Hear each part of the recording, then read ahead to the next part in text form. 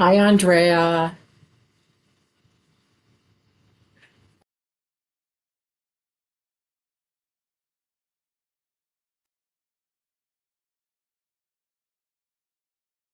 Hi, Andrea. Oops.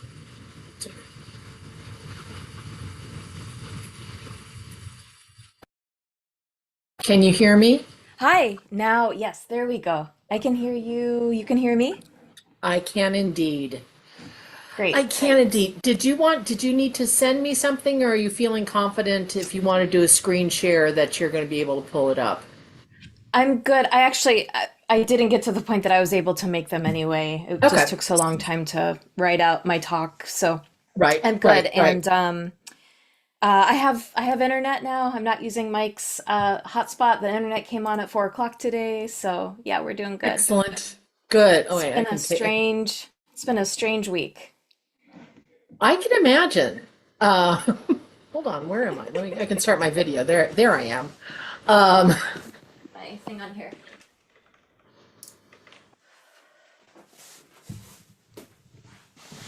I don't here see I you. am. You have like a, let's I see. should be. Gallery view. Mm, Here I am. I have myself pinned for some reason. Oh, okay. I think I was making sure. There, I see you. Yay. Yay. Okay. So, okay, well, good. So, like I said, I'm going to bop off in a couple of minutes because I have to do the other thing. So, but Okay. then I will be back at 7:30, in time, plenty of time for announcements and anything else that you Okay. need. So, Sounds good. yeah, well, enjoy yourself. It may be a Yeah. small crowd because of the debate, so The debate, yeah. don't take that No, will personally. not take that personally. No, no, will not. I had signed up to teach on the night of the presidential debate. Oh no. How many people were there? It was intimate. I think about nine. So You know what? So this was, especially with this hurricane that happened, I felt like yeah. everything happened really fast and I was putting Oh things yeah. together more at the last minute than I wanted. But it's a Yeah. really good thing. It's the doggy! Oh my gosh! This is my friend's dog. This is Okay, I didn't think Prince. it looked like your doggy. Okay, Yeah, but it's no, still a my doggy. That's adorable. Oh my gosh. yeah. He's staying with me for a couple of weeks. Poppy is elsewhere. Poppy is by the No door getting worries. some cool air. Yes. I'm no doubt she'll make an appearance later. So, This ended up being it. You know, in my life, I don't have deadlines because yeah. I don't have a normal job anymore. But Right. I'm actually going to talk about projection tonight, and Nice. it's something that I have been wanting to talk about for a long time, to write about for a long time, and I linked it back to Buddhism, hopefully in a correct way. Hopefully, I'm not misrepresenting the Uh, teachings. So, yeah, so it was actually really good. It's something that I've been wanting to get started on to write something on my own, but haven't had the push to do it. So, Excellent. Deadlines make us do sometimes amazing things, sometimes that's stupid right. things. Yeah, that too. That too. Oh, yeah. So, when I jump off, it will make you host, or I'll Okay. assign you as host. And Okay. then if you want, when I come back, if you want to make me co-host, or it may ask if I want to claim hosthood. Maybe I'll claim it and just make you co-host again, That's just in fine. case. Yeah, Yep, yeah. So absolutely. that way I I think can, my only concern right now is if the internet does go out again. right. Yeah. Okay. Well, just let folks know at the top that, Yep. you know, Things are we're going with changing. it. Things are Internet changing, is exactly. impermanent. Yeah. Indeed. Indeed. All right, my friend, Okay, I well, need to thank go you, do Mary. my thing, Yep. and I will be back in a half hour. Bye. So, am I letting people in or do they No, just with come in? the room is open. Okay, so people are hearing us talk about Yeah, stuff. yeah, yeah. Okay. It's fine. Oh, now I see people. Yeah. Yeah, if you All started right, going down thanks. a particular road, I'd be like, stop Wait, wait. All right. Thank you so much, Mary. it. Okay, see you in a bit. Okay, bye-bye. Get out of here. I'm gonna stop the share. I'm going to.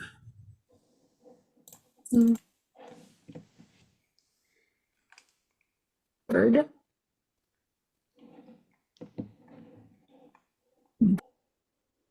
right. Okay, Okay. great. See ya. Bye. Thanks, Mary. Uh-huh. Bye-bye. Right. Yeah, good.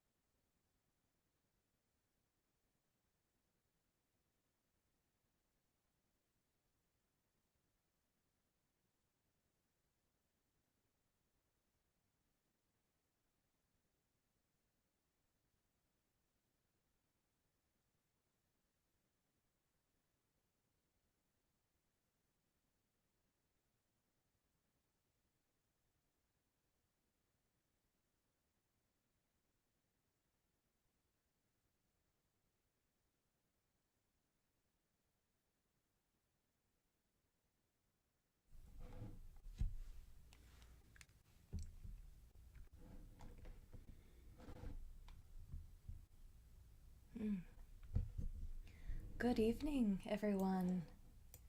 I see a couple of folks on video. Feel free to be on or off video.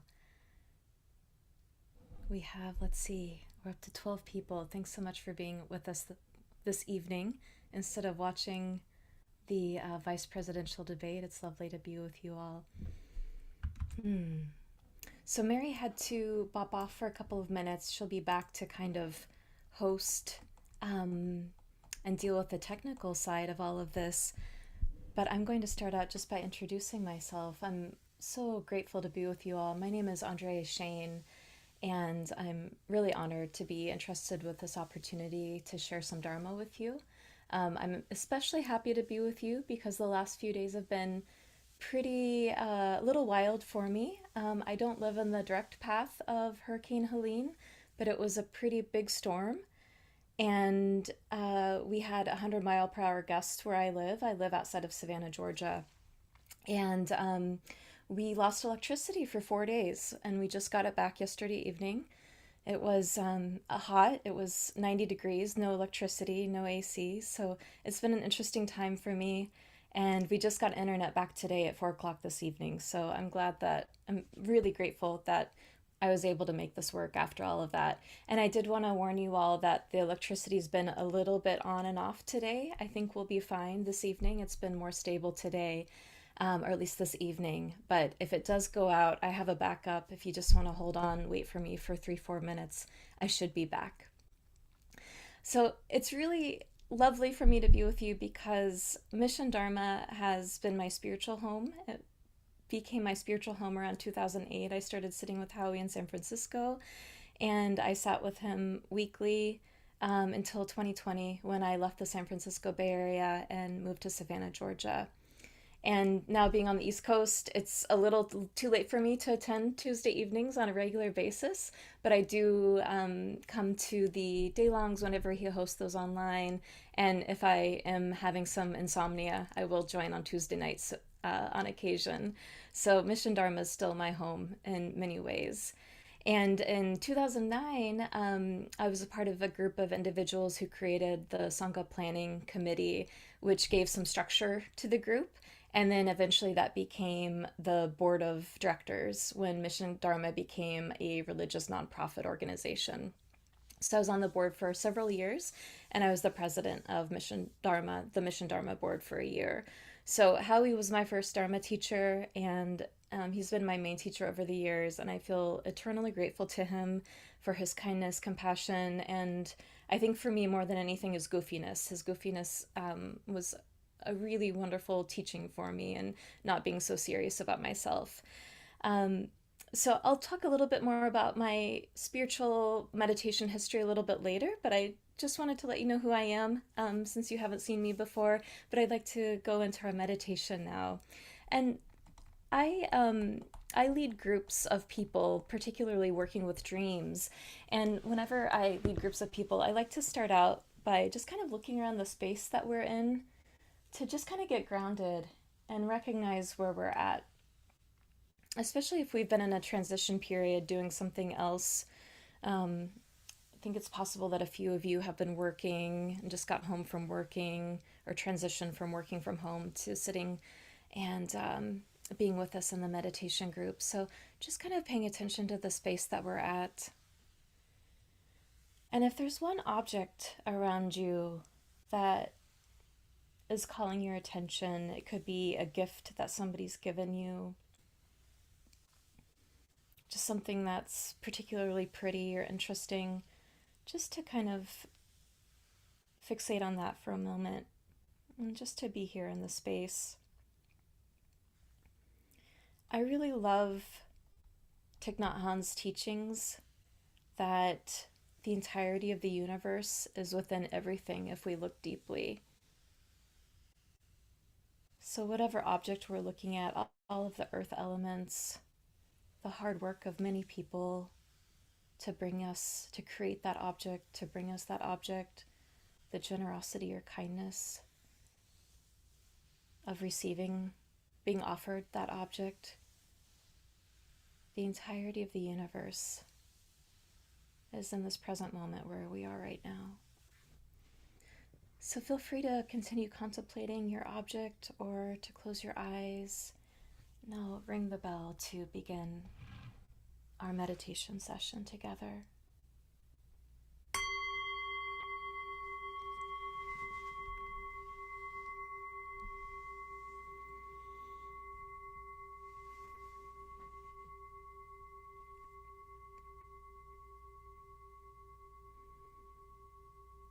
I'll just talk for one moment and then let everyone be in silence for the rest of the time together with just a few little reminders here and there of bringing ourselves back to the present. But for me, for many, many years, I made meditation way more complicated than it needed to be. And I realized during a time that I spent practicing in a monastery in Burma that I was trying really hard to become somebody through my meditation, that I was trying to become enlightened, or I was trying to achieve some idea of perfection that I had. And I thought that I was a bad person or a bad meditator if I had too many thoughts during meditation. But the nature of being human and the human mind is that we think and we have thoughts, and none of that is bad. And none of it, it's not, we're not a bad meditator if we have those things come up. And all we're doing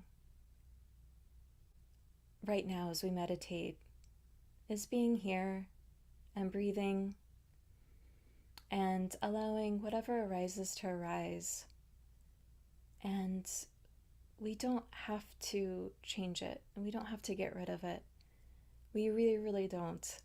I heard teachers say that for years, and I thought that they were just being nice and saying it's okay if you have thoughts, but really you're not supposed to. It's true. We really don't have to change anything. We really don't have to get rid of anything. We don't have to empty our minds. We don't have to have a perfectly clear mind. We just recognize whenever something arises. If it's a hard thought or feeling, for me, the best thing to do is just to be nice to myself and to talk to myself like a friend would and say, oh, that's a really hard thought. That's a really hard feeling. And when we do that, often that feeling shifts on its own when we just acknowledge it kindly. So, invitation to just be kind. Let arise whatever arises, and be kind with ourselves. So now we'll just breathe.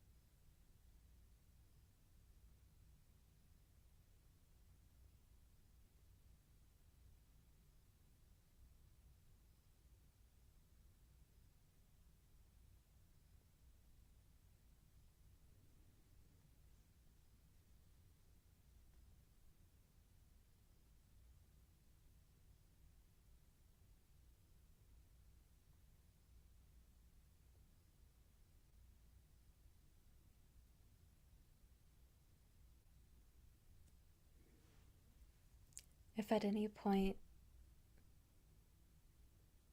we've become lost in our thoughts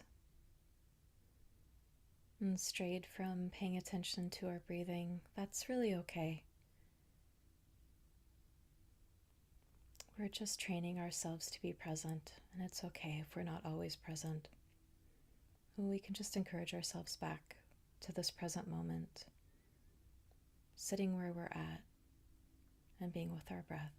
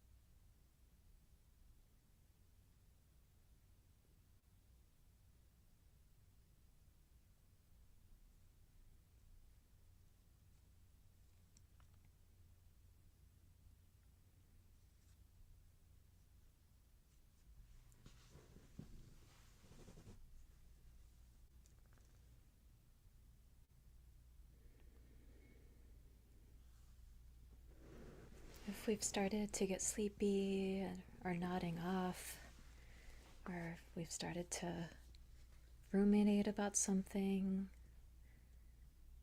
or if we're being hard on ourselves for not being present, we can tell ourselves what Mr. Rogers used to say and say, I like you just the way you are.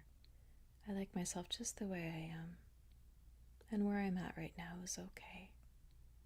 And just return to our breathing.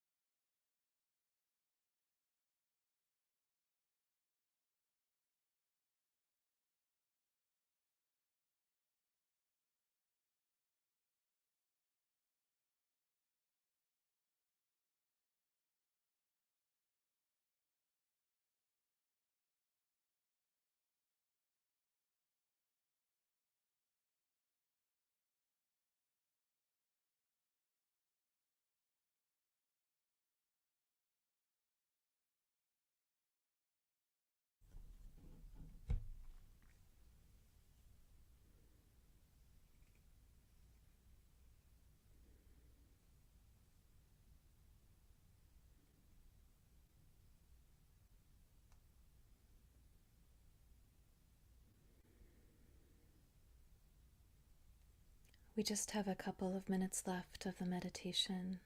We have this opportunity to bring ourselves back to the present moment through our breath, through feeling where we're at in our space. Just a couple more minutes to be here now.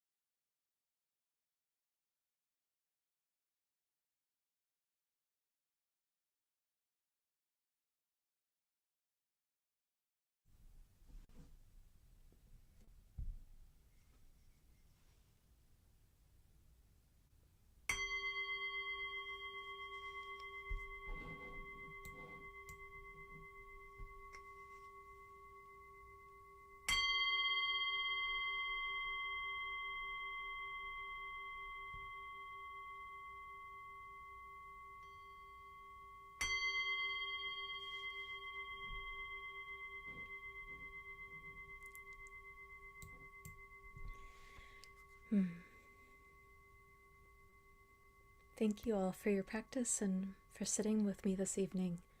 I think, Mary, do you do announcements now? I Okay, can. Mary. Yeah. However things work. Yeah, so I can do it now because often they get towards the end. So I'm happy to do them right now. So thank you for being here, Andrea.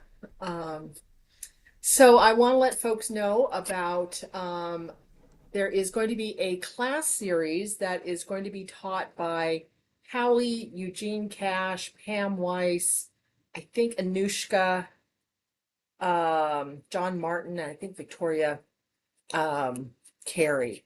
Basically, the all the guiding teachers from the San Francisco Insight Dharma Center are going to be doing, I think it's either a 5 or 6 week, let me put this, class called The Four Ennobling Truths, the Basis of Freedom and Awakening.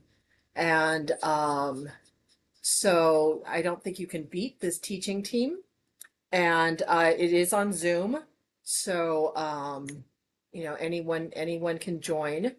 And that starts October 10th. And then for our friends up in Victoria, because I know there are a few of you, Howie will be giving a retreat on October 18th through the 20th at so it is, I think, non-residential and also on Zoom. So and there's the link for more information for our friends in Victoria. And then finally, just a word about Donna. Um, we're here, no matter what's happening. Mission Dharma has been here for close to 40 years, almost every single Tuesday night as your Dharma refuge, your Sangha refuge. And we can only be here because of your kindness and your support. So suggested Donna is 10 to 25, though no one is ever turned away for lack of funds. And all the information on how to give is here in the chat. So thank you very much in advance for your generosity. And I will hand it back to Andrea. And Mary, we don't do a bathroom break or anything, or do people take 5 minutes or so, or just hold it? Yeah, it's really up to the teacher, however you want to handle it. So Okay. Um, let's do 5 minutes then. I think that would be good for me as well. And so we'll be back at about 50 after the hour. Okay.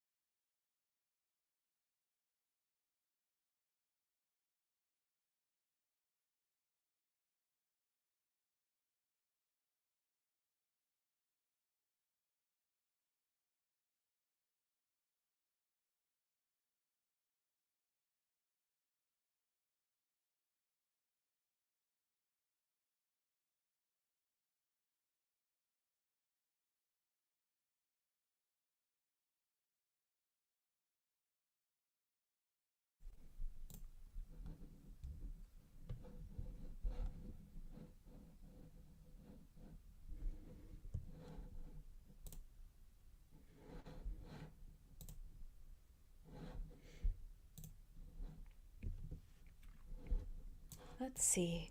I got a message from someone that my sound was a little low. Are other people experiencing that, or how's the sound for other people?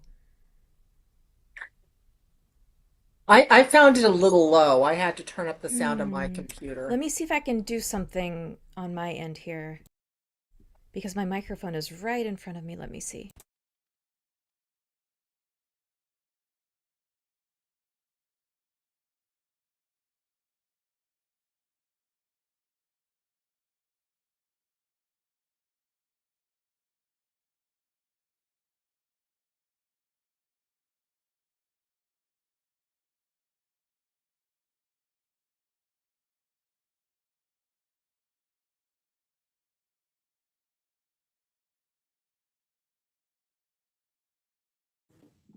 Let's see, Mary, did that change anything? Is that better? Yes. Okay. I had the Zoom setting. So for the bell, my husband does music stuff and he told me to do setting for musicians so that it would not sound bad.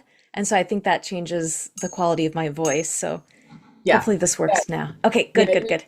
You just got to turn on for the bell because when you're talking, it does something to the voice. Okay. Yeah. And now I know. Let's see. I think we are right at 10:50. Okay.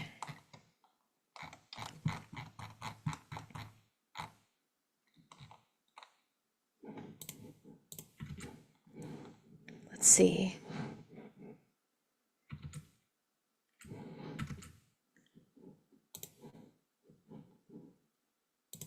Well, I'll hope that everybody's back. I'll go ahead and get started. Do you have to restart the recording, Mary?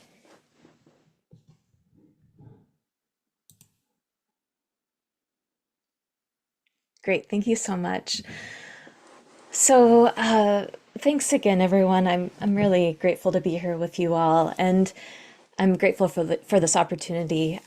So this evening I'm going to talk about projection, and this is a topic that I think about almost every day. But to explain why I'm so interested in this topic, I have to give a little bit of background about myself. I said during my introduction that I'd give a little bit more information about my spiritual background and my meditation background. So I've kind of always been a lifelong spiritual practitioner. And at first, when I was younger, this took the form of Christianity because that's the only spiritual tradition that I had access to when I was growing up in rural Kansas in the 90s. But then I practiced and studied in several Eastern traditions when I moved to the San Francisco Bay Area in 2004. And I spent 16 years there, and I studied and practiced in all three of the major Buddhist schools. First, as I mentioned before, I found Howie, so I practiced in the Theravada tradition, and I sat many, many retreats at Spirit Rock. And I also attended, I was very fortunate to be able to attend a couple of retreats with Thich Nhat Hanh and attended a Sangha in that tradition for about 15 years. And then I also studied with a teacher in the Tibetan tradition and sat many retreats, including a long solitary retreat at a Tibetan center in Colorado. So in that tradition, in the Tibetan tradition, there's a fair amount of emphasis on the idea that the world is illusory. And in overly simplistic terms, that idea is that the idea is that the world that we are experiencing is just a projection of our past karma and our inability to see and understand things clearly.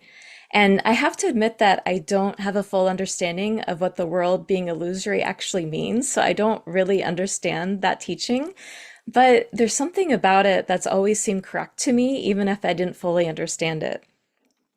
So that's kind of an esoteric, large view of projection and why it's been interesting to me. But on a day-to-day basis in my life, I'm mostly interested in the idea of projection on a practical level.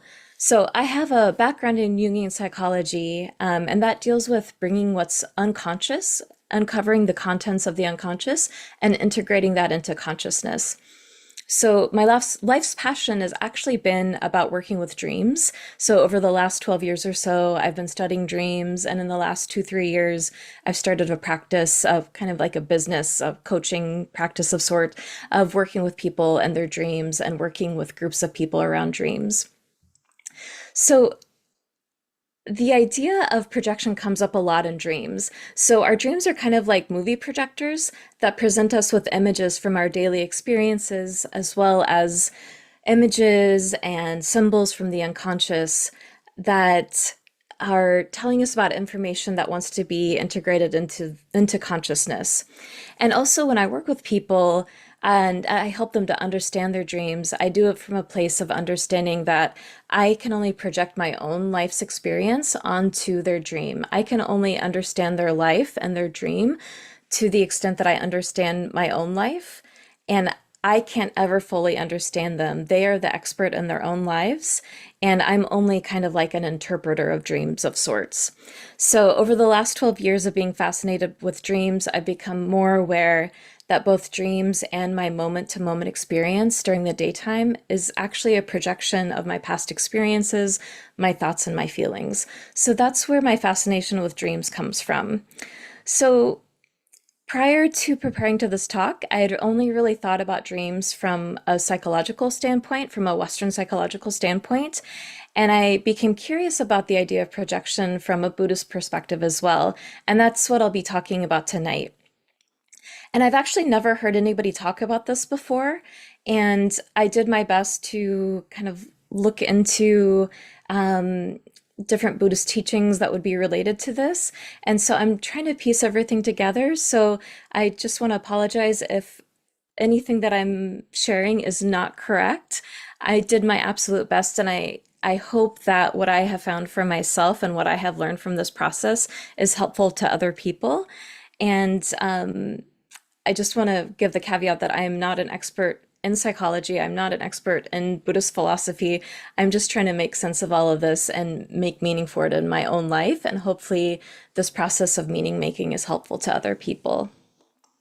So before I talk about before I talk about projection from a Buddhist perspective, I think it would probably be helpful for me to give a definition of it from a psychological perspective and also give some examples of how projections show up in our daily lives and how it can cause a lot of suffering. So, for some time now, I've been searching for good books and resources about projection, and oddly, there's not a lot that's non-academic about the subject. There's a lot of journal articles from like psychoanalysis and all of these different things that talk about projection, but there's not like a good layperson book about the topic. So, just to give a really brief definition, projection is a defense mechanism in which the difficult emotions or unacceptable parts that are within ourselves are mistakenly understood as coming from the outside. So, projection is a defense mechanism, or it's a way of protecting our own sense of self in which the difficult emotions or unacceptable parts that we feel about ourselves, so that could be feelings of hate, feelings of anger, feelings of greed, those are perceived to be coming from other people or outside of ourselves in some way, some situation that we're in. So projection happens in both really subtle ways and in really obvious ways. And we can project onto individuals, we can project onto entire groups of people, situations, institutions, and entire cultures. And currently, the US vice presidential debate's going on. And again, thanks so much for being here instead of watching the debate this evening. And I think that politics is one of the most obvious arenas in which we see projection in action.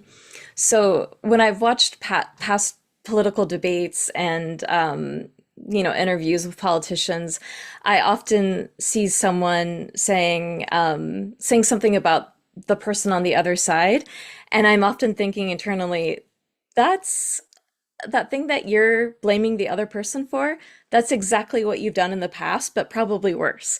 So there's this blaming that happens, and I think that that is the most obvious example of projection that we have going on, and we're seeing it all over lately, especially in the United States with the election going on. And I think that Howie has a pretty large following from Canada, and I'm sorry that you have to sit through all of this with your southern neighbors.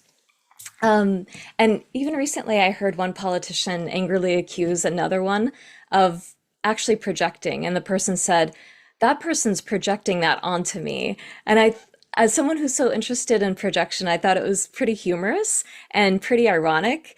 And I actually told my husband, I was like, "It's interesting that the politician is projecting onto the other politician that they're projecting onto him." And I thought there has to be a word. I need to like coin a term to talk about projecting projection onto another person. So, projection also presents itself in much more subtle ways, and sometimes it's not even expressed outwardly, but comes in the form of thoughts and feelings that we have just within ourselves that aren't even necessarily expressed.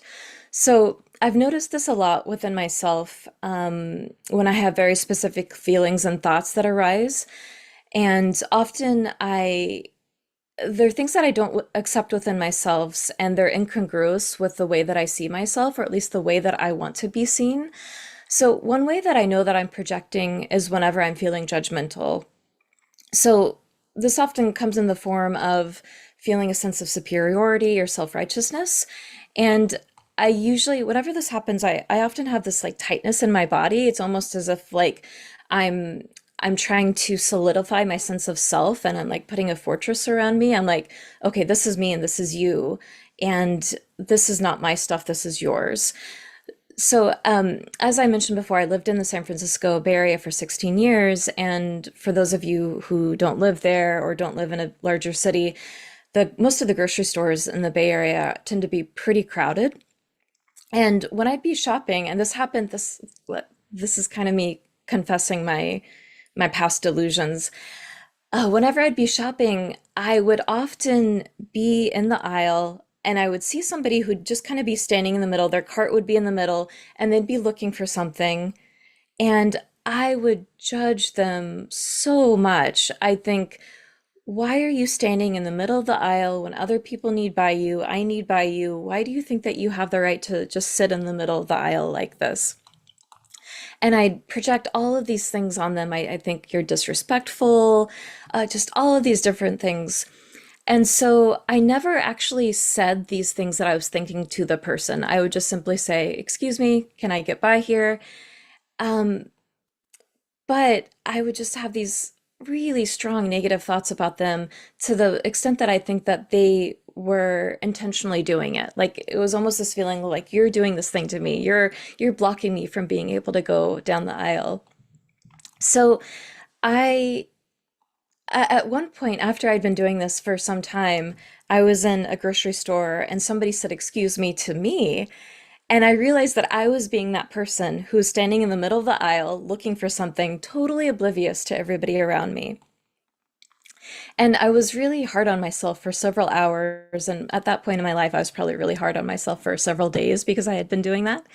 And what I realized sometime later was that I had this whole identity formed around myself as being this thoughtful person, this considerate person, this selfless person. So for me, that meant taking up little space. So for people who took up space, I had this idea that they were bad. And ultimately, what was happening was I was rejecting a part of me that felt like I was allowed to take up space in the world because I felt like I was always an inconvenience to other people. And I even had an identity of being virtuous because I didn't inconvenience people by taking up either literal or figurative space. But in reality, not allowing myself to take up space in the world, I was actually angry and kind of jealous of the people who could take up space. So that was a more subtle way of expressing projection in my life. And it wasn't so much that I was doing the same thing that the other person was doing, but it was a part of me that I was hiding and feeling like I can't express this, I can't take up space. So I was angry at the people who did take up a lot of space. So that's a more subtle way that projection takes form in our lives. And so, some other ways to notice that we're projecting our inner world into the outer world is whenever we're dismissive of other people. For example, when we roll our eyes at people, or we say something like, "Oh, she's talking again," or "I can't stand him." And whatever we don't like about the other person is usually something that we've rejected about ourselves. So, feeling annoyed by someone is often a pretty good sign that we're uncomfortable in ourselves about the same thing that annoys us about the other person. And another sign that I've noticed in myself whenever I am projecting onto other people or another group of people is whenever we create a feeling or sense of otherness and we stereotype people in some way. I think that's almost always an indication that we're projecting in some way. So, on more, just to confess another delusion that I've had, another way that I've projected onto other people, on more occasions than I would like to admit, I've caught myself judgmentally saying something like, "Oh, rich people are so greedy and out of touch with reality," or just judging people who have a lot of money for whatever reason. So there's a lot for me to look at in myself regarding that statement. And it may be that there's greed within me and a sense of out of touchness there. But I think more than anything, when I've reflected upon this in myself, it's more that there's a feeling of moral superiority that I have that I'm reflecting out. Like they feel superior, they seem like they're superior, but I'm really projecting out this sense of moral superiority, like I'm better than them in some way. So it's another more subtle way, like I'm not exactly like these other people, but I am projecting out something about myself and not allowing myself to feel something that is uncomfortable to me. There's some way that I want to be perceived that I'm not allowing myself to express. So, let me check the time here. So, several years back, I spoke to a friend who was the executive director of a spiritual center, and she told me that they wanted to implement for their annual reviews of their employees, they wanted to implement a review of their peers. So the employees would review other employees, give feedback about other employees. And she said it was really interesting because nobody at the organization wanted to do that because they had in mind this idea of projection. They knew about projection and they said, oh, anything that I say about my fellow employees, that's just going to be a projection of myself. So um, it makes me think about, so is everything that we feel or think about other people a projection of our own inner world? And from the psychological definition of projection that I shared with you, of there being something within oneself that is placed on someone external to us, I think the answer to that is no. And I think that's because we can have discernment about a particular person's behavior without projecting out parts of ourselves. So I believe that there's nuance in our observations. And when we are observing somebody and we don't have reactive feelings about that person, whenever somebody does something and we just notice it, we notice something about their behavior, but we're not having reactive feelings like anger or annoyance. And there's an attempt at understanding the person's intentions and understanding their behaviors. I don't think that that's projection. That's just an observation. That's just discernment. So an example of this is recently a friend and I were speaking about a mutual friend who we both care for very deeply, but he has certain characteristics that make him a little bit hard for us to be around in certain situations, especially in kind of more serious situations. And throughout the conversation, we talked about him in a very caring manner, and we talked about how we had both confronted him about particular behaviors that we had found difficult in the past and why those behaviors were bothering us. And when we were talking, we both thought that what might be challenging for us was that this person kind of has this like airy, kind of free personality. And she and I are both more analytical. We're both more like down to earth. We think about things very logically. And his airiness, this mutual friend's airiness, is actually something that I really love about the person. And in most circumstances, I really love being around him because of this. But it is more difficult for me in certain situations. So overall, I think that this conversation that we are having about this person, it was discerning. It was saying, we really love this person, and this is a challenge to us in certain situations, but we weren't projecting on him. So that's just an example of not everything that we think and say about somebody else is a projection. So up until this point, I've been talking about projection from a psychological perspective and kind of an interpersonal standpoint of projecting onto another person in communication and in an interpersonal sense. But another way that we can think about projection, and I'll get to the Buddhist part of this in just a minute, another way that we can think about projection is that it shows up in our lives so much in a moment to moment experience. So every moment that we're living, there's projection that's happening. And so everything that we think and feel is a projection of past experiences. And this is really useful on many levels. Excuse me, I'm going to take a sip of water really quick. So this projection of our past experiences is really useful because we couldn't survive in this really complicated and busy world if, while we're processing each moment, we would have to do it with this totally open mind. Like every time that we see a tree, we have to like totally process it. We have to think about, oh, there's this brown part at the bottom, and then there are these like wavy things, these like flimsy little wavy things at the top. We couldn't process everything as if it's a brand new experience. So this projection of our past experience and names of things and concepts of things is really important. However, I think it's really helpful for us to notice when these projections of our past experiences onto our present are causing ourselves or those around us to suffer in some way.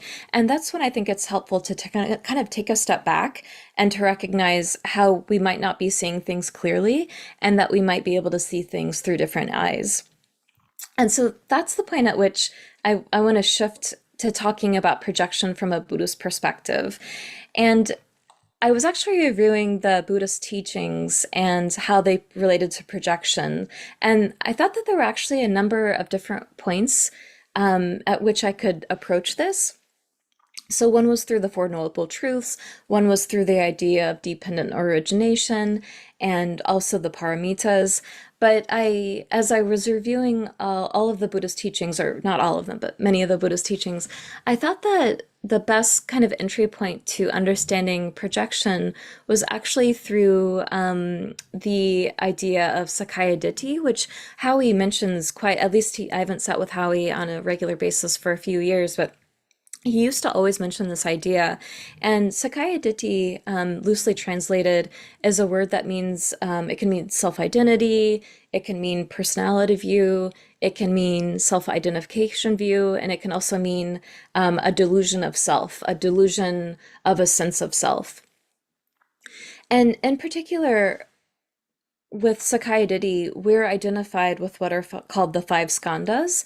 And skandhas is it's a Pali word that translates into aggregates or heaps. As I was preparing for this, I actually ran across a talk from someone who was more familiar with way more familiar with Buddhist philosophy than I am, and she talked about how the Buddha would often just assign names to his ideas of just regular things. So that's where this word skandha came from. It was just like heaps or aggregates is what skandha means.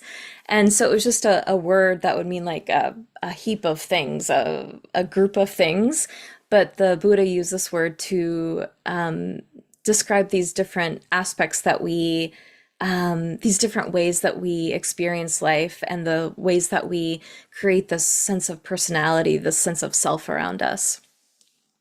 So there's five skandhas, and I'll go through each of them, but just to kind of name them all first before I go through each of them individually and talk about how they're related to the idea of projection. The first is form or matter. The second is sensation. The third is perception. The fourth is mental formations. And the fifth is consciousness.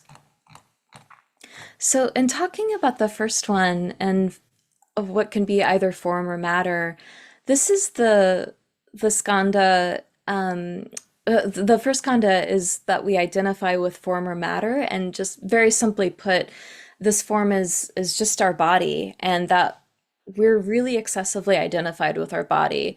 And we have this really deep belief that our bodies are who we are and that other bodies are separate from us and they are not us.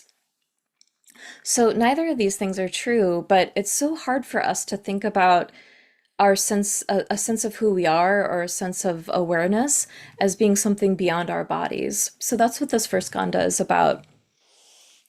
And so we're not our bodies, and we're we're more than that. And I really appreciate this quote from the Bhagavad Gita that says, just as waves are not separate from the ocean, but a part of it, similarly, the body is a part of the whole from which it is created. So we're part of this whole, and this is a little bit separate from Buddhist teaching. I think this is where Hindu and Buddhist teachings kind of separate a little bit, but I feel this to be very true in my own life. This makes a lot of sense that we are part of this whole, we are part of this oneness that exists, and we're not this one little part of the ocean or one wave of the ocean that's separate from that.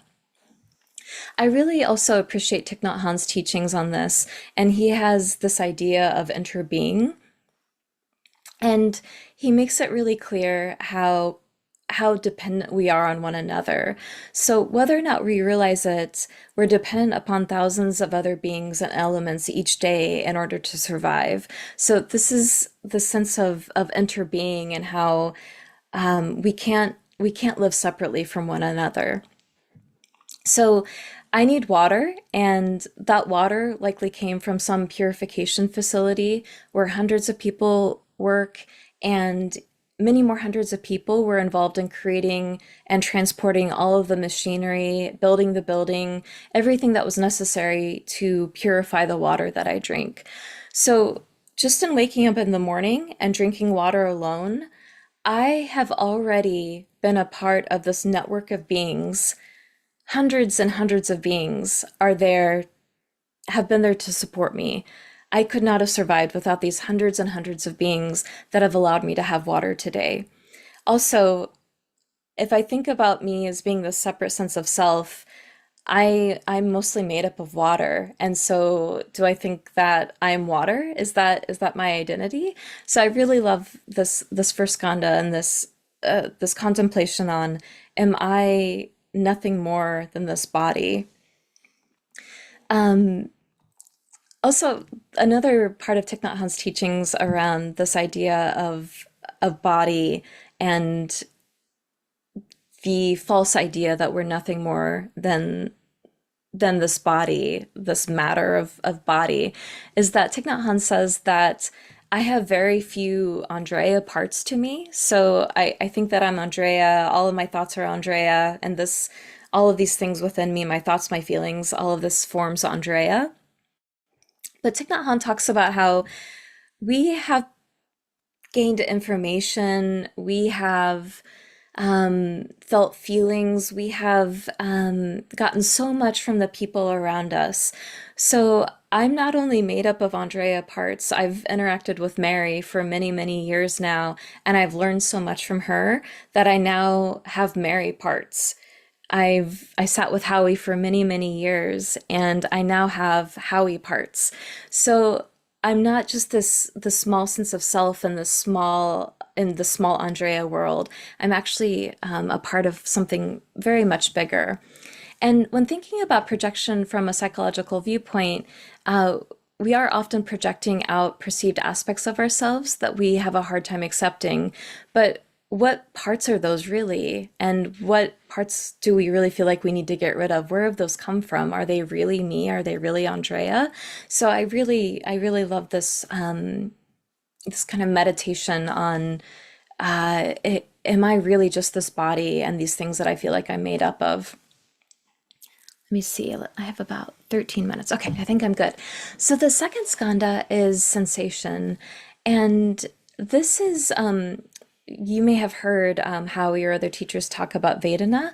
And this is simply a feeling tone of something being pleasant, unpleasant, or neutral that arises whenever we experience something directly from the five senses. So it's like something that arises kind of, it's almost automatic whenever we hear something, we touch something, we smell something, we see something.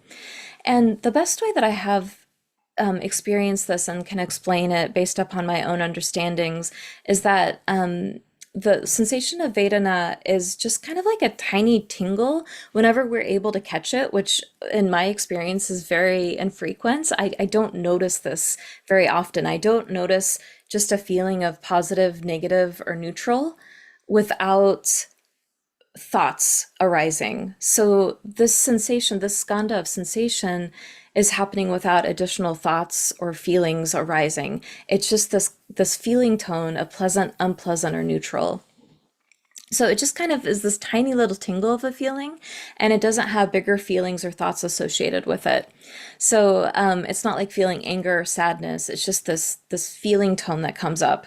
And I have to say that one of the only times that I've experienced this directly, and it was pretty humorous actually, was when I did a 10-day retreat, and at the very end of the 10-day retreat, I think it was the last day of the retreat, we were doing walking meditation, and I was walking and I had a positive Vedana arise. And what's really ironic about this is that I experienced this and then experience stopped. It was just positive Vedana, this positive feeling within me. I didn't have any additional feelings or thoughts that followed that. But what was really ironic was that after that, I missed the following Vedana. I missed the following feeling tones, and I had this thought of, wow, I recognized a positive Vedana. I wonder what thought would have arisen if I would have let that go on and moved beyond just the feeling tone. If that positive feeling tone would have continued, what thought would I have had? So it was kind of an ironic moment of kind of feeling proud because I had stopped the process, kind of the chain of this whole process, but then I got really wrapped up into it later. So it was kind of an ironic situation. And so there's a teacher, a Tibetan teacher, who talks about sensation as being a way that we protect our sense of separate self, this idea of separate self that we have. And so whenever we have these sense perceptions, whether it's seeing something, feeling something, all of the past information that we have is arising without us realizing it and giving us a sense of pleasant, unpleasant, neutral. And that's, according to this particular Tibetan teacher, that's just a way that we're protecting ourselves. So there's no shame in any of this. It's just that whenever we have more understanding about it, we're less likely to cause suffering within ourselves. We're less likely to get caught in thinking. We're less likely to project out. And then the third skandha, so we move from form, sensation to the third skandha, which is perception. And the third skandha of perception, which is the mental process of identifying, recognizing, and interpreting sensory information. I apologize, I need some water again. I also ask for your forgiveness, it's really late here. It's been a long day. It's almost 11:30. So the third skandha is perception, which is the mental process of identifying things and recognizing things and often applying labels to them. And just like the sensation, this happens automatically. We're not looking at something and applying a label to it, or we're not giving it a name. It just happens automatically. And as I mentioned before, we wouldn't be able to function without having these preconceived ideas of things that just automatically arise. It really helps us process the world. But when it becomes a problem is whenever we label things incorrectly and we don't we don't allow for grace. We don't allow for new perceptions to happen. So Thich Nhat Hanh says that we have to ask ourselves one question whenever perceptions arise, and that is, am I sure of this? When we have any perception, whether it's like just naming something as good or bad, just a very quick naming of it, not having a bigger idea about it, but just naming something very quickly as good or bad, we have to question ourselves, is that true? Am I sure of that? And I think that in this situation, the Zen practice, the Japanese Zen practice of I think it's pronounced Shoshin, but I've always heard it just referred to as beginner's mind. It's really relevant here and it's really helpful here. So this refers to having an attitude of openness, of eagerness, and a lack of preconceptions about a particular situation. So there's a really lovely quote by Suzuki Roshi that reads, a lot of our troubles could be solved by one simple practice. A lot of joy could be found with that same practice. And this practice is simple. Practice seeing life with a beginner's mind.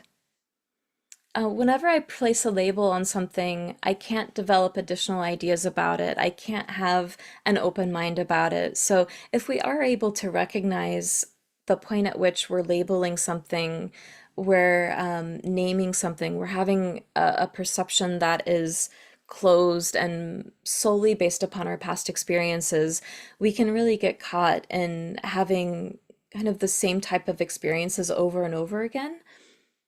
So it's really wonderful to be able to take a step back and say, am I really true that what is happening is what I think is happening here? And the fourth skanda is mental formations. And mental formations, or they're often just called concepts, include mental activities such as thoughts, emotions, attitudes, intentions, and habitual tendencies. So the sensation of pleasant, unpleasant, or neutral will then transform into a perception, and then this includes information about our past experiences, and then we go on to have full thoughts and create stories about our experiences. So we go from having just these like very small pleasant or unpleasant thoughts to having a perception naming something, and then having fuller thoughts and creating stories about this particular experience that we've had. I think that skanda contributes to a lot of our projections. But whenever we have awareness of the skanda of mental formation, it allows us to take a step back and to question any projections that we're having.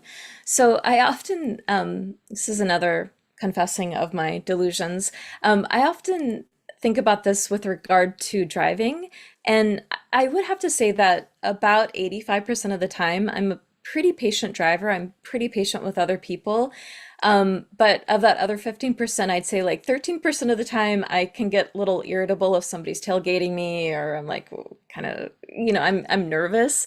And then 2% of the time, maybe only 1% of the time, but 1 to 2% of the time, I can get really impatient with people.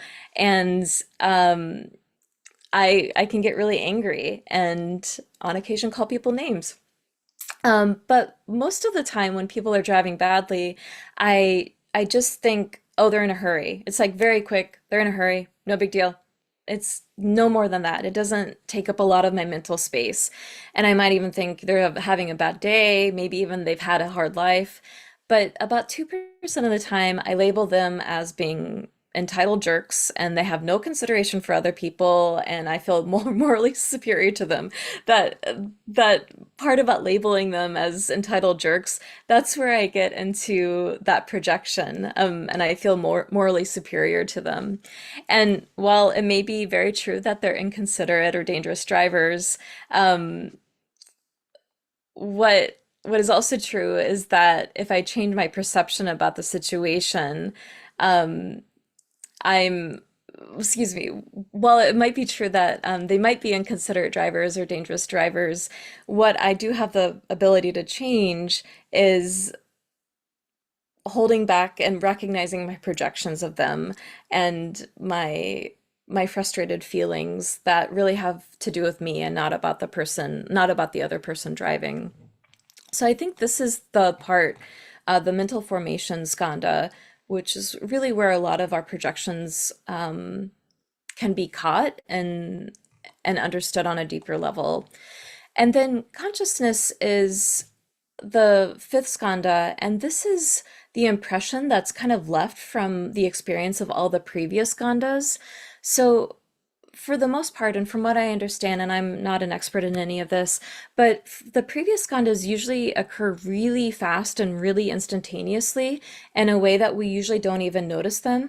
And it's not until this fifth skandha that we become aware of the energies of the skandhas, and we have kind of discursive thought. This is where discursive thought starts, that we kind of ruminate on something or we start to analyze something.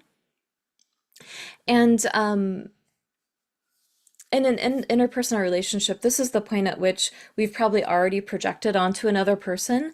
And so at this point, we can kind of step back and become aware of what we have projected onto them and look within ourselves to see why we projected and what that kind of that piece of ourselves that we've rejected, look at that piece and wonder what that might be. And so in the future, whenever we're going through this process of the five skandhas, we've kind of retrained ourselves a little bit to not be so reactive in the way that we were in the most recent way whenever we projected onto somebody else. So let me look. We are at time. I basically finished everything, but I thought I'd close our time together with a statement from Trungpa Rinpoche, who was a little bit of a controversial teacher, but I think he had a lot of really wonderful things to say. So this is about the skandhas and also just about our true estate. Our Whenever I think about the true state of our true state of nature, our true being, that's what he talks about at the beginning. But then the skandhas add more onto it. So that's what he's talking about in this quote. So our most fundamental state of mind is such that there's basic openness, basic freedom, a spacious quality, and we have now and excuse me, and we have now and have always had this openness. Let me read that again. I apologize. Our most fundamental state of mind is such that there is basic openness, basic freedom, and a spacious quality. And we have now and have always had this openness. Before we sense we are a separate self, when we see an object, in that first instant, There is a sudden perception which has no logic or conceptualization to it at all. We just perceive the thing in open ground. So before these skandhas arise, we just see the thing without conceptualizing it, without any logic, without anything else. It's just part of the openness. But then immediately we panic and we begin to rush around to add something to it, either trying to find a name for it or trying to pigeonhole it so that we can locate it and categorize it. This development is illusory and is the mistaken belief in a self or ego. So I hope that this has been helpful to you in some way. And as I said, I'm not an expert in any way in any of this. And it's something that I've just been trying to learn on my own to have more awareness of myself. And I hope I haven't misinterpreted the teachings in any way. And if I have, I'm deeply sorry. I don't think I've made any egregious errors, but yeah, I really thank you for this opportunity and very much hope that my process of learning helps you all in some way and recognizing how we show up in the world, how we disown parts of ourselves and often project them onto other people, and to really be in a state of being okay with all parts of ourselves and working with those within ourselves without putting our feelings of anger, frustration, whatever it might be out on other people. That's been my work lately, and hopefully that's helpful to some of you. So I was gonna do questions, but we don't have time for that. So I'll just take a quick minute to um, just be quiet for maybe 10 seconds.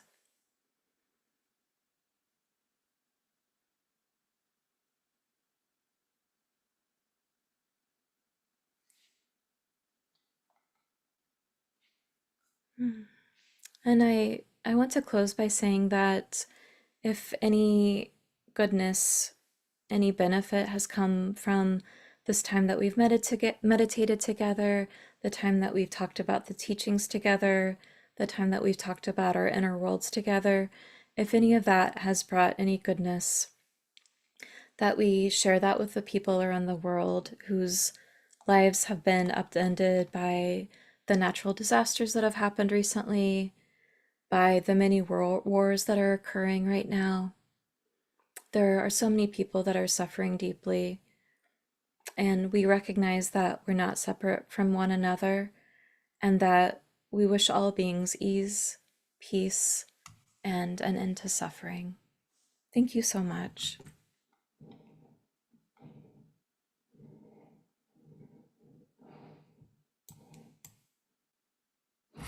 Thank you so much, Andrea. And folks, feel free to unmute and say farewell. Bye bye. Thank you, You. Andrea. Good night. Thank you so much, Thank you so Andrea. That was much. wonderful. Have a Thank good you. night. Bye, thank Good night, you. Thank everybody. you. Bye-bye. Bye. Okay.